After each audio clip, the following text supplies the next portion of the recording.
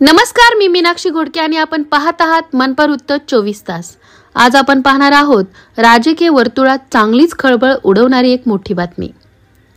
Best कर्मचारी पदपेढीची निवडणूक ballot पेपरवर झाली होती आणि यावरूनच उपमुख्यमंत्री एकनाथ शिंदे यांनी उद्धव ठाकरे गटावर थेट निशाणा साधला आहे।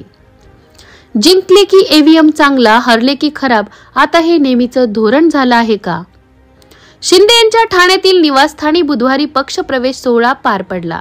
या कार्यक्रमात कल्याण डोंबिवली महापालिकेतील माजी नगरसेविका प्रेमा म्हात्रे, प्रमिला पाटील, शैलजा बोहीर यांच्यासह अनेक सरपंच, पदाधिकारी आणि शेकडो कार्यकर्त्यांनी शिंदे गटात जाहीर प्रवेश केला। यावेळी बोलताना शिंदे म्हणाले, विधानसभा निवडणुकीत 80 उमेदवार उभे केले होते, त्यापैकी तब्बल 60 आमदार निवडून आले। महायुती सरकारने मागील 2.5 वर्षात शेतकऱ्यांसाठी 45,000 कोटींची मदत केली। आगामी स्थानिक स्वराज्य संस्थांच्या निवडणुकांमध्ये महायुतीला प्रचंड बहुमत मिळेल।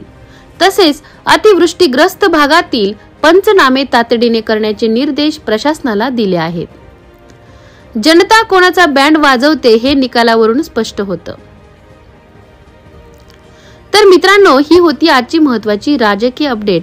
आपल्याला ही बातमी कशी वाटली ते नक्की कमेंट मध्ये सांगा आणि हो, मनपर उत्तर 24 तास चॅनलला लाईक, शेअर आणि सबस्क्राइब करायला विसरू नका।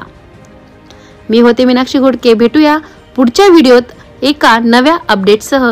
तोपर्यंत नमस्कार।